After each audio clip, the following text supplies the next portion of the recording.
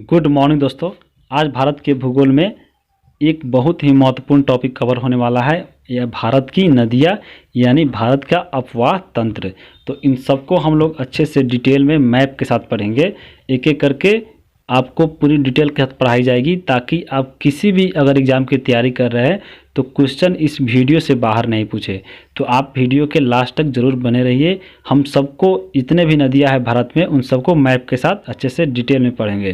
तो सबसे पहले इस नदी की बात की, भारत की नदी प्रणाली को, तो इसको हम लोग दो भागों में बांट कर पढ़ेंगे। एक हिमालय नदी यानी हिमालय से जो नदियाँ निकलती है उसको, और एक प्रायद्वीपीय नदी। प्रायद्वीपीय नदियों में भी दो भागों में बांट के पढ़ेंगे। तो सबसे पहले हिमालय नदी को हम लोग पढ़ेंगे एक एक करके अच्छे से। इसमें अगर नदियों की बात की तो तीन नदियां हम लोग पढ़ेंगे, और ये तीन नदियां निकलती है हिमालय से। एक सिंधु, दूसरा ब्रह्मपुत्र और तीसरी गंगा नदी। तो इन सबको हम लोग पढ़ने वाले हैं डिटेल में। उसके बाद प्रायद्वीपीय नदी को हम लोग बात की जाए तो इसको दो भागों में बांट के पढ़ेंगे। एक जो बंगाल की खाड़ी में गिरती है और दूसरी जो अरब सागर में गिरती है। तो बंगाल की खाड़ी में जो गिरने वाली नदियाँ हैं, जैसे यहाँ पे आप देख लीजिए, महानदी, स्वर्णरेखा, गोदावरी, कृष्णा, कावेरी, पेन्नार, वगैरह, इन सबको हम लोग अच्छे से डिटेल में मैप के साथ पढ़ेंगे। और यहाँ पे जो अरब सागर में गिरने वाली नदियाँ हैं, नर्मदा, ताप्ती, माही, साबरमती, लूनी, घग्गर और अनेक भी नदियां हैं। आगे हम लोग अभी जब मैप पढ़ेंगे तो अच्छे से पढ़ेंगे एक एक करके। उसके बाद हम लोग बात की जाए हिमालय नदी में, सबसे पहले जो नदी आती है सिंधु नदी, उन सबको हम लोग यहाँ पे अच्छे से कवर करने वाले हैं डिटेल के साथ। तो आइए अब हम लोग देखते हैं सिंधु नदी तंत्र, यानी सिंधु नदी जो कहाँ से निकलती है और इसकी जो जो सहायक नदी है उन सबको हम लोग मैप पे चर्चा करते हैं। उसके बाद इन सबको डिटेल में आपको इनसे जो भी टॉपिक क्वेश्चन बनते हैं उन सबको यहाँ पे कराया जाएगा। तो सबसे पहले सिंधु नदी की बात की जाए तो ये आपके जो रेड वाला कलर दिखाई दे रहा है, मोटा वाला, ये सिंधु नदी है। और सिंधु नदी कहाँ से निकलती है तो यहाँ पे देखिए, बोखरचू एक हिमनद है, यहीं से निकलती है। ये है कहाँ पे, तो ये मानसरोवर जो झील है तिब्बत में यानी चीन में, वहीं पे एक श्रेणी है कैलाश पर्वत श्रेणी, और इसी के निकट है बोखरचू हिमनद, और यहीं से आपके निकलती है सिंधु नदी। और यहाँ से आपको जाकर भारत में इंटर करती है, भारत के यहाँ पे देखिए लद्दाख वाले क्षेत्र में। और यहाँ पे जहाँ से ये प्रवेश करती है, इसके एक नाम भी है जहाँ से ये भारत में इंटर करती है, जिसका नाम है दम चौक। और यहाँ से इंटर करने के बाद ये लद्दाख जिला होते हुए ये यहाँ पे पाकिस्तान में इंटर करती है। और जहाँ से ये पाकिस्तान में इंटर करती है, यहाँ पे एक जगह है चिल्लास, जहाँ से ये पाकिस्तान में इंटर करती है। उसके बाद ये यहाँ से बहते हुए आपको मिठान कोट में जाकर इसके जो सहायक नदियाँ है वे आके यहाँ पे मिलती है, और यहाँ पे ये पंचनद कहलाती है। और यहाँ पे उसके बाद आगे बढ़ते हुए अरब सागर में गिर जाती है। तो ये आपके पूरी अपवाह है किसकी, सिंधु नदी की। अब इसकी हम सहायक नदी की बात की जाए तो इसकी सहायक नदियों में हम लोग अगर इसके दो ओर पढ़ेंगे, एक बाईं ओर और एक दाईं ओर। यानी अगर इसकी दिशा की बात की जाए तो नदी जिस दिशा में जा रही है, तो यदि नदी है ये नदी इस दिशा में जा रही है, इस दिशा में नदी जा रही है, तो इस दिशा के जो इधर है ऊपर वो हो गई दाईं ओर, और इसके जो नीचे है वो है बाईं ओर। तो ये आपको बाईं और दाईं ओर समझ में आ गया होगा। जैसे ये सिंधु नदी है, तो इसके अगर हम बाईं ओर की बात की जाए तो बाईं ओर में जो आपको जो महत्वपूर्ण जो आपके सहायक नदी है, झेलम, चिनाब, रावी, ब्यास, सतलज, ये 5 नदियाँ है। और यहाँ पे एक सोहन नदी भी है आपको, और इसमें एक जास्कर भी है, उसको आगे हम लोग देखेंगे। और इसके अगर दाईं ओर की बात की जाए, जो दाईं ओर सहायक नदी है, जैसे देखिए यहाँ पे श्योक नदी है आपके, उसके बाद नुब्रा, गिलगित, स्वात, काबुल, कुर्रम, तोची, गोमल, झोब। तो ये आपके ये दाईं ओर की सहायक नदियाँ हैं। तो इन सभी को भी हम लोग पढ़ेंगे जैसे डिटेल में। तो सबसे पहले यहाँ पे झेलम नदी की बात की है तो झेलम नदी यहाँ से इसकी निकलती है कहाँ से, बैरीनाग झील है आपके जम्मू कश्मीर में, वहाँ से। और ये निकलने के बाद यहाँ पे चिनाब नदी में आकर मिल जाती है। ये जो आपके चिनाब नदी दिखाई दे रहा है, यहाँ से यहाँ पे आपको हिमाचल प्रदेश में टंडी नामक जगह है, यहाँ से निकलती है। और ये ही एक जो रेखा है, यही आके आपको सिंधु में मेन रूप में मिलती है। और बाकी जो नदियाँ हैं इनके आकर यहाँ से जैसे ये झेलम आकर चिनाब में मिली है, रावी भी आकर यहाँ पे चिनाब में मिलेगी, और यहाँ पे जो आपको सतलज है वो सतलज भी चिनाब में मिलेगी। और ये सारी नदी आपको यहाँ पे पाकिस्तान में जाके मिलती है, पंचनद जो मिठान केट में मिलती है। तो चिनाब नदी आप देखिए यहाँ से लेकर आपको ये यहाँ तक है, तो ये सबसे बड़ी सहायक नदी है सिंधु की। तो ये भी पढ़ेंगे हम लोग अच्छे से डिटेल में इसके बारे में। उसके बाद यहाँ पे रावी नदी को पढ़ेंगे। उसके बाद हम लोग ब्यास नदिया की बात की है तो ब्यास नदी इन पांचों नदियों की अगर सहायक नदी में बात की जाए तो एक ब्यास नदी है जिसका संगम भारत में ही आपको सतलज नदी में हो जाता है। यहाँ पे पंजाब में हरिके नामक स्थान से, जहाँ से इंदिरा गांधी नहर निकली हुई है, तो यहाँ पे ये एक ब्यास है जो इसका संगम भारत में ही है। बाकी इन सबको झेलम, चेनाब, रावी और सतलज है, इन सबका संगम भारत के बाहर यानी ये पाकिस्तान में है। जैसे यहाँ पे ये सारा पाकिस्तान का हिस्सा आता है तो यहाँ पे आके मिलती है, ये आप याद रखिए। उसके बाद हम लोग बात करिए आपको सतलज नदी की, तो सतलज नदी है ये आपके तिब्बत के जो मानसरोवर झील है इसके निकट ही है एक राकसताल झील, और इसी राकसताल झील से निकलती है सतलज नदी, और ये आपके हिमाचल प्रदेश होते हुए, पंजाब होते हुए ये आपके चिनाब नदी में मिलती है, और ये चिनाब नदी जाकर ये सिंधु नदी में मिलती है। तो ये आपके सभी सहायक नदियों को हम लोग मैप पे देखे हैं एक नज़र। आइए अब इन सबको हम डिटेल में पढ़ेंगे। यहाँ पे अगर सिंधु नदी की सबसे पहले बात की जाए तो इनका उद्गम स्रोत यानी ये नदियाँ कहाँ से निकलती है, तो मानसरोवर झील कैलाश पर्वत श्रेणी से, तिब्बत यानी चीन से निकलती है। तो सिंधु नदी अगर की बात की जाए तो सिंधु नदी 3 देशों से होकर बहती है। जैसे यहाँ पे तिब्बत में बहती है यानी चीन में, उसके बाद इंटर करती है भारत में, उसके बाद ये भारत से आती है पाकिस्तान। तो 3 देश, यहाँ पे सिंधु नदी 3 देश में, चीन, भारत और पाकिस्तान, ये भी आप याद रख सकते हैं। उसके बाद इसके संगम की बात की जाए, ये कराची के पाकिस्तान के जो निकट है एक अरब सागर, उस सागर में जाके मिल जाती है ये सिंधु नदी। और उस उद्गम स्रोत हम बात किए तो मानसरोवर झील के पास बोखरचू हिमनद है, और इसी का एक और नाम है चेमायंग डुंग ग्लेशियर, तो आपको कन्फ्यूजन नहीं होना है। उसके बाद इसमें हम लोग 2 जगह पढ़े हैं, एक दमचौक और चिलास। ये क्या है, तो दमचौक और चिलास क्या है, तो दमचौक जहाँ से सिंधु नदी भारत में प्रवेश करती है, और चिलास क्या है, तो जहाँ से सिंधु नदी पाकिस्तान में प्रवेश करती है। जैसे यहाँ पे मैप में देखिए ये है सिंधु नदी, और सिंधु नदी यहाँ पे निकलकर इंटर कर रही है यहाँ से भारत में, तो यहाँ पे जो भारत में मिलती है उसी जगह का नाम है दमचौक, और यहाँ से जो पाकिस्तान में जो इंटर कर रही है यहाँ पे सिंधु नदी, ये इसका नाम है चिल्लास। तो यहाँ पे दमचौक और चिल्लास आपको समझ में आ गया होगा। तो ये 2 जगह आपको याद रखना है। दमचौक कहाँ पे है, ये भारत में है जहाँ से सिंधु नदी भारत में प्रवेश करती है, और चिलास जहाँ से सिंधु नदी पाकिस्तान में इंटर करती है। उसके बाद हम सिंधु नदी तंत्र की बात की जाए तो इसमें केवल नदियाँ है, भारत की जो है वो भारत का नक्शा इसमें नहीं है। तो जैसे यहाँ पे नदी देखिए, यहाँ से निकल रही थी सिंधु नदी, और यहाँ से निकलने के बाद ये अरब सागर में मिल गई है। बाकी जो इनकी सहायक नदियाँ है, जैसे यहाँ पे झेलम है, और झेलम जाके चिनाब में मिलती है, और झेलम की एक नदी है यहाँ पे किशन गंगा जो सहायक नदी है, ये आपको याद रखना है। जो आपको ये काराकोरम जो लद्दाख से वाला जो श्रेणी है वहीं से निकलता है। उसके बाद हम लोग यहाँ पे चिनाब नदी है, उसके बाद रावी, ब्यास, सतलज, वो आगे अब हम देखेंगे इसके बारे में। सिंधु नदी की अगर लंबाई की बात की जाए टोटल, तो कुल इनकी लंबाई जो है वो 2880 किलोमीटर टोटल है, जिसमें भारत की अगर बात की जाए तो भारत में ये 1114 किलोमीटर इसकी लंबाई है। और सहायक नदियाँ की बात की जाए तो सहायक नदियाँ हम लोग पढ़े हैं, आपके ऊपर वाली जो थी वो दाईं ओर, और नीचे आपकी ये बाईं ओर है। तो बाईं ओर में जो नदियाँ है सहायक नदियाँ की, इसकी यहाँ पे आप देखिए झेलम, चेनाब, रावी, सतलज, ब्यास, उसके बाद जास्कर और सोहन नदी। और इसके ऊपर यानी जो दाईं ओर बात की जाए तो श्योक, नुब्रा, किशन गंगा यहाँ पे नहीं है, किशन गंगा क्योंकि ये झेलम की सहायक नदियाँ है।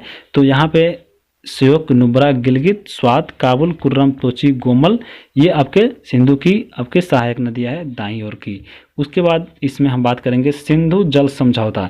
इन 2 नदियों की बात की जाए, सिंधु की जितने भी नदियाँ हैं इसके सहायक, इनको लेकर विवाद था, तो इसके बीच में एक समझौता हुआ 1960 में। तो ये सबसे इनके बारे में हम लोग एक बार आइए देख लेते हैं ये समझौता क्या था। तो ये समझौता तो था, ये विश्व बैंक द्वारा आपको प्रस्तुत किया गया था, कब, 1959 में। और इस समय एक प्लान जारी किया गया था 1959 में, इंडस बेसिन प्लान। और इसी प्लान आगे चलकर जो थी भारत और पाकिस्तान के बीच यह प्लान जो था सिंधु जल समझौता बना। और इन समझौते पर भारत के तत्कालीन राष्ट्रपति उस समय थे जवाहरलाल नेहरू, और पाकिस्तान के राष्ट्रपति थे अयूब खान। इन दोनों ने मिलकर 19 सितंबर 1960 को रावलपिंडी में इस प्रस्ताव पर हस्ताक्षर किए। और इस समझौते के तहत ये कही गई कि ऊपर की जो 3 नदियां हैं, यहाँ पे 6 नदियां जो थी, सिंधु, झेलम, चेनाब, ऊपर की 3 नदियाँ जो थी उसका जो पानी है 80% यूज करेगा पाकिस्तान, और इसका जो 20% पानी है वो यूज करेगा भारत। और नीचे की जो 3 नदियाँ है रावी, ब्यास, सतलज, इन तीनों नदियों का जो पानी है भारत इसका परसेंट यूज करेगा 80% और पाकिस्तान इसको 20% यूज करेगा। ये इन समझौते के तहत कहा गया था और तब से अब तक ये यूज किया जा रहा है ऐसे ही। और इसमें आप कन्फ्यूजन हो जा रहा है कि कौन सी नदियाँ कितने थी, तो इसमें आप एक ट्रिक याद रखिएगा, और ये ट्रिक है सबरी नाव से झांसी गई। इस सबरी नाव से झांसी गई में हम नीचे से ऊपर की ओर देखेंगे तो स से पहले सबसे हम लोग देखेंगे सतलज, ब से ब्यास और र से रावी। तो ये जो 3 नदियाँ हो गई, ये तीनों नदियाँ जो थी ये आपके नीचे भारत के 80% यूज करने वाला था और 20% पाकिस्तान। और ऊपर की जो 3 नदियाँ थी उसकी अगर बात की जाए तो सबरी के बाद हम लोग पढ़ेंगे नाव, नाव से चिनाव और नाव, चिनाब और नाव, इसमें हम लोग चिनाब याद रखेंगे। और झांसी में हम लोग झ से झेलम और आपको सी से याद रखेंगे सिंधु नदी। तो ये जो तीनों नदियाँ है आपके झेलम, चिनाब और सिंधु, इन तीनों नदियों का जो पानी था इसका 80% पाकिस्तान और 20% भारत। यही समझौता के तहत कहा गया था। तो सिंधु जल समझौता आपको अच्छे से समझ में आ गया होगा। उसके बाद हम सिंधु नदी को और उसको जितने भी सहायक नदियाँ उन सबको अच्छे से डिटेल में पढ़ेंगे। तो आइए सबसे पहले हम पढ़ते हैं सिंधु नदी के बारे में। तो सिंधु नदी पहले कहाँ से निकलती है, तो सिंधु नदी को हम लोग अभी मैप पे देखे हैं। सिंधु नदी यहाँ पे कैलाश के मानसरोवर झील के बोकर चुहिनत से निकलकर दमचौक के पास यहाँ भारत में करती है और ये पाकिस्तान में चिलास के पास इंटर करती है। उसके बाद ये मिठानकोट में आकर पंचनद की नदियाँ मिलती है और ये कराची के पूरब में एक जगह है आपके अरब सागर, वहाँ पे जाकर ये मिल जाती है। तो सिंधु नदी के बारे में बात की जाए तो सबसे पहले ये मानसरोवर झील से निकलकर उसके बाद हिमालय पहाड़ को काटते हुए भारत में दमचौक के निकट ये प्रवेश करती है और यह उसके बाद लद्दाख के लेह जिला में जास्कर और लद्दाख श्रेणी के बीच ये बहती है। जैसे जम्मू कश्मीर में बात की जाए तो अनेक श्रेणियां हैं, जिसको बात किया जाए तो वो आपको है काराकोरम, उसके बाद है आपके लद्दाख, उसके बाद जास्कर। तो यहाँ पे इन बात की जाए तो एक लद्दाख है और एक जास्कर है, उनके बीच ये नदियाँ बहती है और लद्दाख श्रेणी को यहाँ पे काटती भी है। उसके बाद ये काटने के बाद यहाँ पे एक गॉर्ज बनाती है, यानी एक बहुत ही गहरी खाई बनाती है।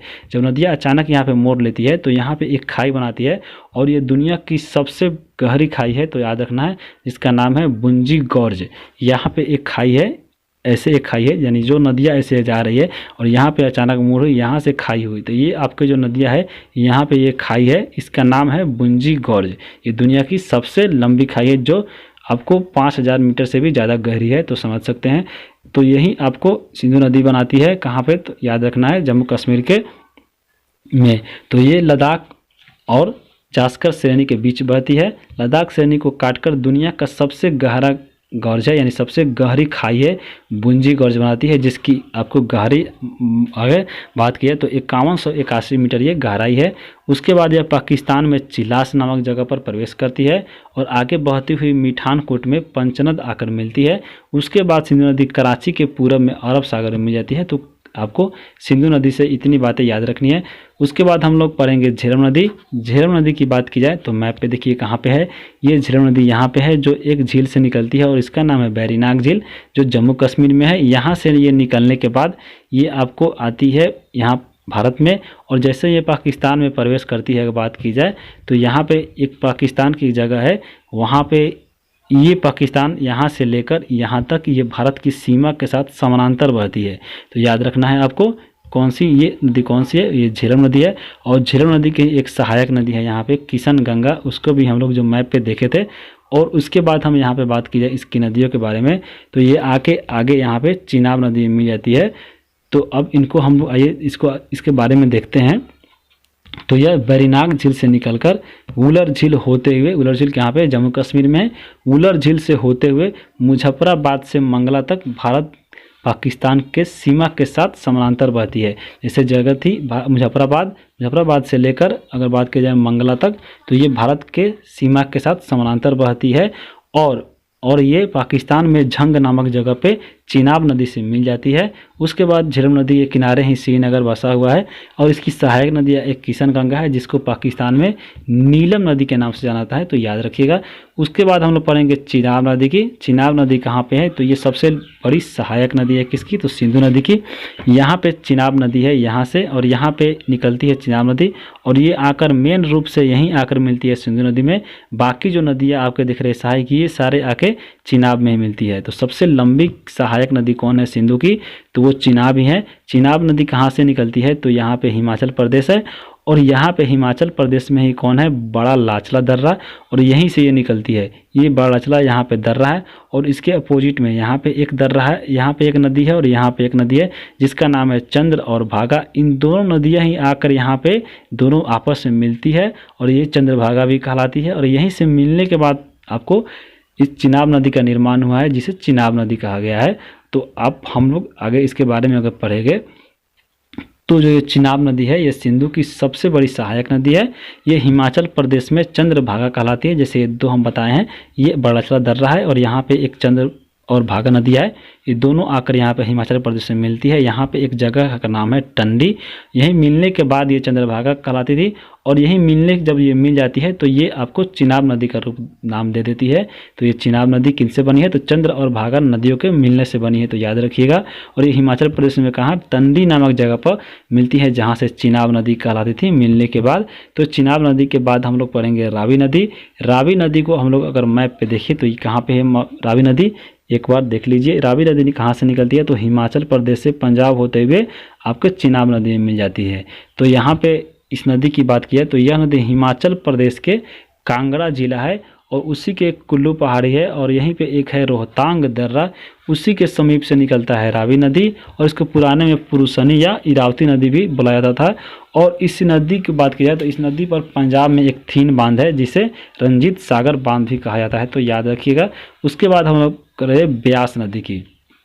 ब्यास नदी यहाँ पे एक बात की जाए तो ये अगर पांचों जो नदियाँ है सिंधु की सहायक नदियाँ बात की जाए तो जितने भी नदियाँ हैं ये सभी के संगम पाकिस्तान में है, केवल छोड़ के किसको, ब्यास को छोड़कर। तो क्योंकि ब्यास देखिए यहाँ हिमाचल प्रदेश में आकर निकलने के बाद यहाँ से पंजाब में आकर सतलज में मिल जाती है यहाँ पे, और यहीं पे हरिकेन नामक एक जगह है जहाँ पे इंदिरा गांधी नहर निकलती है, यहीं पे आके ये ब्यास मिल जाती है। बाकी अगर चारों नदियों की बात की जैसे झेलम, चिनाब, रावी और सतलज की, तो ये पाकिस्तान में अपना संगम बनाती है। तो इस नदी की बात की जाए तो यह नदी हिमाचल प्रदेश में कुल्लू पहाड़ी रोहतांग दर्रा है, उसी के दक्षिणी किनारे से ये निकलती है ब्यास नदी, और यह सतलज नदी की सहायक नदी है। और ये बात की जाए कपूरथला के निकट हरिकेन नामक एक जगह है पंजाब में, वहीं पे आके ये सिंधु नदी से आपको सतलज मिल जाती है। और यहाँ पे अगर बात की जाए उसके बाद हम पढ़ेंगे सतलज नदी के बारे में। सतलज नदी को शतुद्री नदी भी बोला जाता था। तो यहाँ पे सतलज नदी को देखिए मैप में, सतलज नदी यहाँ से राकसताल झील से निकलती है। ये कहाँ पे है, ये तिब्बत के मानसरोवर झील के निकट ही है राकसताल झील, और यहीं से ये सिंधु नदी निकलती, आपको सतलज नदी निकलती है। और यहाँ पे हिमाचल प्रदेश होते हुए पंजाब होते हुए ये यहाँ पे चिनाब नदी से मिलकर आपके सिंधु नदी की सहायक नदी बन जाती है। तो यहाँ पे हम लोग बात की जाए इसके बारे में तो ये मानसरोवर के समीप ही एक जगह है राकसताल झील, वहाँ से निकलती है। और यहाँ पे एक सिपकिला दर्रा है, सिपकिला दर्रा के पास ये हिमाचल प्रदेश में प्रवेश करती है। और इसकी सहायक नदी एक बात की है तो इसकी सहायक नदी है कि स्पीति, इसकी सहायक नदी है। और भाखरा नंगल बांध इसी सतलज नदी पर ही पंजाब में बनाया गया है। उसके बाद हम यहाँ पे आगे बात करेंगे सयोक नदी, जो नदियाँ थी इनकी सहायक नदियों में। तो जैसे सयोक नदी था, सयोक नदी कहाँ पे है, ये देखिए मैप में ये सयोक नदी है। सयोक नदी यहाँ से निकल रही है और ये आपको सिंधु नदी के दाईं ओर से सहायक नदी है। तो लद्दाख क्षेत्र में बहने वाली सिंधु की सहायक नदी है जो रीमा हिमनद से निकलती है, और इस नदी को मृत्यु की नदी भी बोला जाता है। तो सयोक नदी याद रखिएगा, सयोक नदी को मृत्यु की नदी, और ये लद्दाख वाले क्षेत्र से निकलती है। उसके बाद गिलगित नदी की बात की जाए तो यहाँ पे देखिए आप लोग मैप में कहाँ पे है ये गिलगित नदी, तो ये है गिलगित नदी। गिलगित नदी की बात की जाए तो ये पीओके वाले क्षेत्र में बाल्टिस्तान क्षेत्र में है और ये सिंधु नदी की सहायक है। और इसका उद्गम की बात की जाए तो ये संदूर झील यहाँ पे है, यहीं से निकलती है गिलगित नदी, तो याद रखिएगा। उसके बाद किशनगंगा नदी की बात की जाए तो ये झेलम की सहायक नदी है। जैसे यहाँ पे ये आपको झेलम है और यहीं पे एक नदी है किशनगंगा, ये सहायक नदी है इसकी। किशनगंगा की बात की जाए तो यह कश्मीर के सोनमर्ग के पास एक झील है, उसका नाम है कृष्णसर, यहीं से निकलती है किशनगंगा। यह झेलम की सहायक नदी है और इस नदी पे एक परियोजना भी चलाई जा रही है जिसका नाम है किशनगंगा परियोजना। परियोजना की बात की जाए तो परियोजना और जितना भी बांध है सभी नदियों को पढ़ने के बाद हम लोग अगला जो नेक्स्ट वीडियो आएगा ये परियोजना और बांध ही आने वाला है। तो पाकिस्तान में इस नदी को नीलम नदी के नाम से जाना जाता है। किसको? किशनगंगा की। किशनगंगा झेलम की सहायक नदी है, याद रखिएगा। उसके बाद जितने भी हम लोग नदियाँ यहाँ पे पढ़े हैं उन सबको एक उद्गम और संगम पढ़ लेते हैं ताकि एग्जाम में आता है। तो सबसे पहले सिंधु नदी की बात की जाए तो सिंधु नदी कहाँ से निकलती है? तिब्बत के मानसरोवर झील के कैलाश पर्वत श्रेणी से बोखरचू हिमनद से निकलती है और ये कराची के निकट अरब सागर में मिल जाती है। झेलम की बात की तो कश्मीर के बैरीनाग झील से निकलती है और त्रिमू के निकट चिनाब नदी में मिलती है। और चिनाब नदी की बात की जाए तो ये बड़ा लाचला दर्रा जो हिमाचल प्रदेश में है, बड़ा लाचला जितने भी दर्रा थे उन सबको हम लोग पढ़ा दिए हैं ट्रिक के साथ। जैसे बड़ा लाचला दर्रा कहाँ पे है तो हिमाचल प्रदेश में, ट्रिक हम लोग बताए थे। सिब्रो, सिपकिला, बड़ा लाचला और रोहतांग। तो सिब्रो, बड़ा लाचला कहाँ पे? हिमाचल प्रदेश में। और उसी के विपरीत दिशा में चंद्र और भागा दो नदियाँ थी। दोनों नदियाँ मिलने के बाद ये चिनाब नदी बनती थी और यहीं से आपको चिनाब नदी बहती हुई जाती थी। तो याद रखिएगा चिनाब नदी को चंद्रभागा भी बोला जाता था। तो बड़ा लाचला दर्रा से ये निकलती है और ये त्रिमू के निकट झेलम नदी में जाके मिल जाती है। उसके बाद बात की जाए रावी नदी की तो रावी नदी कहाँ से? हिमाचल प्रदेश के रोहतांग दर्रा से ये निकलती है और ये झंग जिले के पास जाके चिनाब में मिल जाती थी रावी नदी। और ब्यास की अगर बात की जाए तो ब्यास नदी जो है वो कहाँ से निकलती है तो वो रोहतांग दर्रे से निकलती है और हरिके नामक जगह पर पंजाब में सतलज नदी से मिल जाती है। उसके बाद हम सतलज की बात की जाए तो सतलज ये मानसरोवर झील के निकट राकस ताल से निकलती है और ये मिठानकोट के निकट सिंधु नदी में सतलज नदी मिलती है। तो यहाँ पे वीडियो कैसा लगा नदी के बारे में, सिंधु नदी से क्वेश्चन अब नहीं छूटने चाहिए, तो आप कमेंट करके ज़रूर बताइए। और अगला जो आपको वीडियो आने वाला है इसी में नेक्स्ट जो वीडियो है वो ब्रह्मपुत्र नदी के बारे में आने वाला है। और सबसे पहले हम बता दें, आप अगर चैनल पर नए हैं तो सब्सक्राइब कर लीजिए चैनल को। उसके बाद अगर PDF इसका प्राप्त करना चाहते हैं तो आप सर्च कीजिएगा स्टूडेंट जेल खाना जाके टेलीग्राम पे, वहाँ से ज्वाइन होकर इसका PDF डाउनलोड कर सकते हैं। तो ये वीडियो को हम लोग यहीं पे समाप्त करते हैं। वीडियो कैसा लगा आप जरूर कमेंट करके बताइए। धन्यवाद।